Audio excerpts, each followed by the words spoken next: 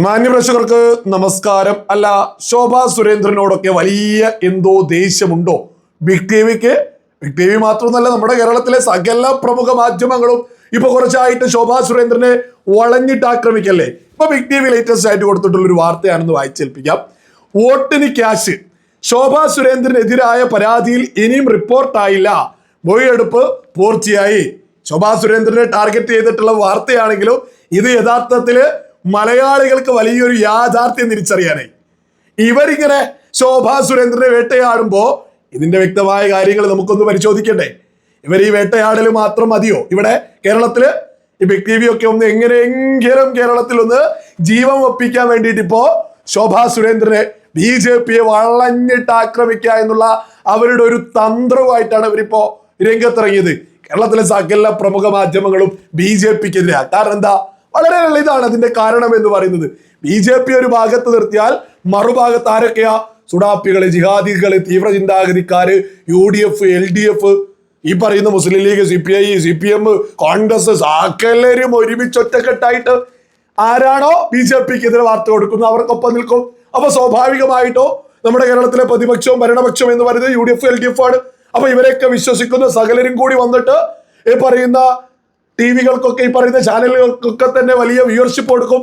ആ തന്ത്രമായിട്ടാണ് നമ്മുടെ കേരളത്തിലെ സകല പ്രമുഖ മാധ്യമങ്ങൾ ഇപ്പോ BJP വളഞ്ഞിട്ട് ആക്രമിക്കുന്നത്. അതാണിപ്പോ ബിഗ് ടി വി ഒക്കെ തന്നെ തുടരുന്നത്. ഏതായാലും ബിഗ് ടി വി ഇത്തരത്തിലൊരു വാർത്ത കൊടുത്തത് അവരോട് നന്ദി പറയുക തൽക്കാലം, കാരണം മറ്റൊന്നല്ല. എന്താണ് വ്യക്തമായിട്ട് പറയുന്നത്? വോട്ടിന് ക്യാഷ്, ശോഭാ സുരേന്ദ്രനെതിരായ പരാതിയിൽ ഇനിയും റിപ്പോർട്ടായില്ല. ഇതുമായി ബന്ധപ്പെട്ട് കലക്ടർ കുറച്ച് മുമ്പേ പറഞ്ഞത് എന്താണ് എന്ന് കൂടി ഞാനൊന്ന് ഇവിടെ കൊടുക്കാം, നിങ്ങൾ അതൊന്ന് കേട്ടു നോക്കൂ. ഒരു പീക്ക് ടൈമിൽ നമ്മൾ പോയിക്കൊണ്ടിരിക്കുന്നത് കാരണം നമ്മൾ 11th റിപ്പോർട്ട് തരാനാണ് പറഞ്ഞിരിക്കുന്നത്. അതിന്റെ ബേസിൽ further course of action 11th report തരാനാണ് പറഞ്ഞത് എന്ന് അന്നത്തെ വാർത്തയാണ് കേട്ടോ. 11 മുമ്പേ ഉള്ള കലക്ടർ പറഞ്ഞ വാർത്തയാണ്. അതിനുശേഷം കലക്ടർ ആ മാധ്യമങ്ങളോട് സംസാരിക്കുന്ന സമയത്ത് തന്നെ മറ്റൊന്നും കൂടി പറഞ്ഞിട്ടുണ്ടായിരുന്നു, അതും കേട്ടു. അങ്ങനെ നമുക്കിപ്പോ പറയാറായിട്ടില്ല. കാരണം പരാതിയിൽ ഇപ്പം നിങ്ങൾ പറയുന്ന ആ വ്യക്തി തന്നെ പറയുന്നത് അവർക്ക് കിട്ടിയിട്ടില്ല എന്നുള്ളൊരു കാര്യമാണ് അവർ പറയുന്നത്. അതാണ് ഞങ്ങളോട് മൊഴി പറഞ്ഞിട്ടുള്ളത്. നിങ്ങൾ കേട്ടില്ലേ?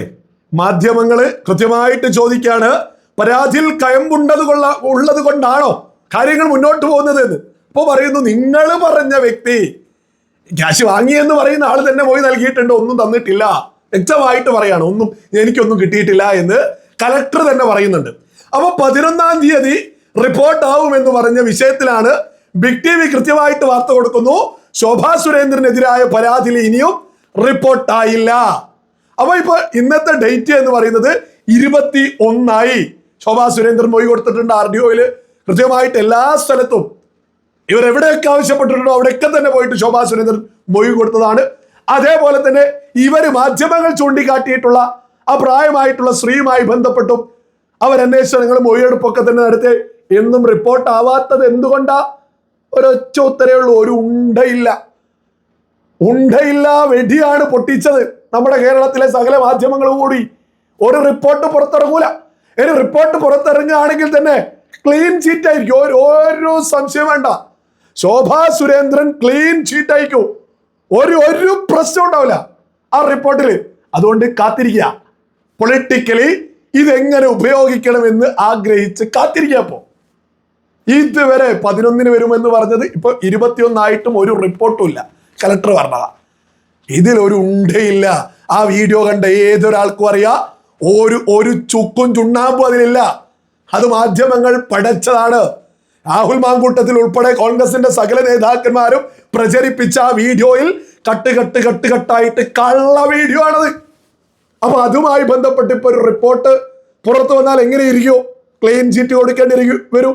ഇത് അന്വേഷിക്കുന്ന പോലീസ് സംവിധാനങ്ങൾ ഇവരൊക്കെ ഒരു ക്ലീൻ ചീറ്റ് കൊടുത്തിട്ട് ഇനിയും ശോഭാ സുരേന്ദ്രൻ കേരളത്തിൽ തിളങ്ങുന്നത് കാണാൻ സാധിക്കാഞ്ഞിട്ട് റിപ്പോർട്ട് കൊടുക്കുന്നില്ല. ഇതൊക്കെ തന്നെ സകല മലയാളികളും തിരിച്ചറിയാം. ഈ ബിഗ് ടി വി ഉൾപ്പെടെയുള്ള സകല കേരളത്തിലെ മാധ്യമങ്ങളോട് ചോദിക്കാനുള്ളത്, തെളിവ് സഹിതം ഇതുപോലൊരു വീഡിയോ, ഇതൊരു ഉദാഹരണം മാത്രം. വോട്ടിന്, അതായത് ശോഭാ സുരേന്ദ്രന്റെ തമ്പ് കൊടുത്തത് ഇങ്ങനെയാണ്. വോട്ടിന് ക്യാഷ് എന്നൊക്കെ പറഞ്ഞ് ശോഭാ സുരേന്ദ്രൻ അങ്ങ് അപമാനിച്ച മാധ്യമങ്ങൾ എന്തുകൊണ്ടാ തമിഴ്നാട്ടില് DMK, അതായത് MK സ്റ്റാലിന്റെ ഫോട്ടോ വെച്ച് കോൺഗ്രസ് ഉൾപ്പെടെ രാജ്യത്തെ സകല പ്രതിപക്ഷവും SDPI, Muslim League, CPM, CPI, DMK, Congress ഇവർ ഒറ്റക്കെട്ടായിട്ട് തമിഴ്നാട്ടില് ക്യാഷ് കൊടുത്ത് വോട്ട് വാങ്ങുക, ഗിഫ്റ്റ് കൊടുത്ത് വോട്ട് വാങ്ങുക, കിറ്റ് കൊടുത്ത് വോട്ട് വാങ്ങുക. സകല ചട്ടവും ലംഘിച്ച് സകലതും ലംഘിച്ച് പരസ്യമായിട്ട് നമ്മുടെ രാജ്യത്തെ ജനാധിപത്യത്തെ കശാപ്പ് ചെയ്യുക. നമ്മുടെ തൊട്ടടുത്താൽ രാജ്യത്തെ പ്രതിപക്ഷം ജനാധിപത്യത്തെ വെട്ടിമുറിക്കാണ്, കീറി മുറിക്കാണ്. എന്നിട്ട് എത്ര മാധ്യമങ്ങൾ വോട്ടിന് ക്യാഷ്, വോട്ടിന് കിറ്റ്, വോട്ടിന് ഗിഫ്റ്റ് എന്നൊക്കെ പറഞ്ഞ് ഇവിടെ ഏതെങ്കിലും മാധ്യമങ്ങൾ ഇതൊരു ചർച്ചയാക്കുന്നു? ഇല്ലാത്ത വീഡിയോയും പൊക്കിപ്പിടിച്ച് ശോഭാ സുരേന്ദ്രനെ എത്രത്തോളം നമ്മുടെ കേരളത്തിലെ മാധ്യമങ്ങൾ വേട്ടയാടി. ആ മാധ്യമങ്ങളിൽപ്പെട്ട ഏതെങ്കിലും ഒരു മാധ്യമത്തിന് തമിഴ്നാട് വിഷയവുമായി ബന്ധപ്പെട്ട് ഈ വോട്ടിന് കിറ്റ് എന്ന് പറയുന്നതുമായി ബന്ധപ്പെട്ട് എന്തെങ്കിലും ഒരു ചർച്ച നടത്തുന്നോ? എന്തെങ്കിലും ഒരു ചർച്ച? അപ്പൊ പറയും തമിഴ്നാടല്ലേ എന്ന് ചിലക്കാതെ പോകാൻ പറയണം. അങ്ങനെ ആരെങ്കിലും ചോദിച്ചാൽ കാരണം മറ്റൊന്നല്ല, നരേന്ദ്രമോദിയുടെ ഫോട്ടോ ആയിരുന്നു ഈ കിറ്റിന്റെ മുകളിൽ എങ്കിൽ ഇവിടെ എന്തുമാതിരി വലിയ ചർച്ച നടക്കായിരുന്നു. ഇവിടെ എന്തുമാതിരി അന്തിച്ചർച്ച, ജനാധിപത്യം തകർന്നു പൊട്ടി വീണോ, ഒലിച്ചു പോയോ എന്ന് പറഞ്ഞ് എത്ര ചർച്ച ഇവിടെയുള്ള സകല മാധ്യമങ്ങളും നടത്തില്ലായിരുന്നോ? ഇത് വെറുതെ പറയാണോ? നമ്മൾ കഴിഞ്ഞ ബീഹാർ ഇലക്ഷനിൽ 8 നിലയിൽ പൊട്ടിയ സമയത്ത് ഇവിടെ എന്തായിരുന്നു? രാഹുൽ ഗാന്ധി എന്തോ വോട്ട് ചോരി എന്ന് പറഞ്ഞത് പൊക്കിപ്പിടിച്ചായിരുന്നല്ലേ? പിന്നെ നമ്മളെ പോലെയുള്ള മാധ്യമങ്ങള് തെളിവ് സഹിതം INDI ഇന്ത്യ സഖ്യം അവിടെ വൻ പരാജയമായിരുന്നു. അവിടെ സഖ്യത്തിലുള്ള 11 സീറ്റിൽ ഈ പറയുന്ന ഇടതുപക്ഷവും കോൺഗ്രസും അവിടെയുള്ള ആ ഒരു പ്രധാനപ്പെട്ട സഖ്യം തമ്മിൽ തല്ലായിരുന്നു. അവിടെ 11 സീറ്റിൽ ഒറ്റക്കൊറ്റക്ക് മത്സരിച്ച് തമ്മിൽ അടികൂടിയ 8 നിലയിൽ പൊട്ടിയിട്ട് ബീഹാർ ജനത ആറ്റിലേക്ക് എറിഞ്ഞതിന് വരെ ഇവിടെ വോട്ട് ചോരിയോ എന്ന് രാഹുൽ എന്തോ ഒന്ന് വിളിച്ചു പറഞ്ഞപ്പോ ചർച്ച ചെയ്ത ടീം അങ്ങ് ബീഹാറിലെ വിഷയം. ഏറ്റവും ഒടുവിൽ 11 സ്ഥലത്തും തല്ലാണ്, അവിടെ ഒരു ഉണ്ടയില്ല എന്ന് നമ്മളൊക്കെ നിരന്തരം പറഞ്ഞതോടുകൂടിയാണ് നമ്മുടെ മാധ്യമങ്ങൾ ആ വിഷയം വിട്ടത്. ബീഹാർ ഇലക്ഷൻ വരെ വലിയ രാജ്യത്തെല്ലാ ഇലക്ഷനും ചർച്ച ചെയ്യുന്ന ഇവരെന്ത് തമിഴ്നാട്ടിൽ കിറ്റ് കൊടുത്ത് വോട്ട് വാങ്ങുന്ന, പണം കൊടുത്ത് വോട്ട് വാങ്ങുന്ന, ഗിഫ്റ്റ് കൊടുത്ത് വോട്ട് വാങ്ങുന്ന, സകല മര്യാദകളും ലംഘിച്ച് സകല നിയമങ്ങൾ കാറ്റിൽ പറത്തി രാജ്യത്തെ പ്രതിപക്ഷം വോട്ട് കച്ചവടം നടത്തുമ്പോ എന്തേ ഇവിടെയുള്ള ഒരു മാധ്യമങ്ങളും മിണ്ടാത്തത്? ശോഭാ സുരേന്ദ്രന്റെ പിന്നാലെയാണ് കുറെ കാലായിട്ട് ഒരുപാട് ആളുകൾ, ഒരു വോട്ടാം കൂടി ഇവിടെ കോൺഗ്രസിന്റെ നേതൃത്വത്തില് തൊട്ടടുത്ത സംസ്ഥാനത്ത് പണം കൊടുത്ത് വോട്ട് വാങ്ങുക, കിറ്റ് കൊടുത്ത് വോട്ട് വാങ്ങുക. രാജ്യത്തെ മഹത്തായ തിരഞ്ഞെടുപ്പ് പ്രക്രിയയെ രാഹുൽ ഗാന്ധിയുടെ നേതൃത്വത്തില് തമിഴ്നാട്ടില് കശാപ്പ് എന്ന് എന്തുകൊണ്ടാണ് ഇവിടെയുള്ള മാധ്യമങ്ങൾ ചർച്ച ചെയ്യാത്തത്? ഇവിടെ ഒരു താട്ടിപ്പ്, ഒരു തെളിവില്ലാത്ത, ഒരു തേങ്ങയുമില്ലാത്ത 4ഉം 5ഉം 10ഉം കഷ്ണം മുറിച്ച ഒരു വീഡിയോയുമായിട്ട് പൊക്കിപ്പിടിച്ച് നടന്ന ആളുകളോട് വളരെ ക്ലാരിറ്റി ഉള്ള, വളരെ ക്ലിയർ കട്ടായിട്ടുള്ള എത്ര വീഡിയോ ആണെങ്കിലും മുന്നോട്ട് വെക്കാം. എന്തേ ഇവിടെ മാധ്യമങ്ങൾ ഇത് ചർച്ച ചെയ്യാത്തത്?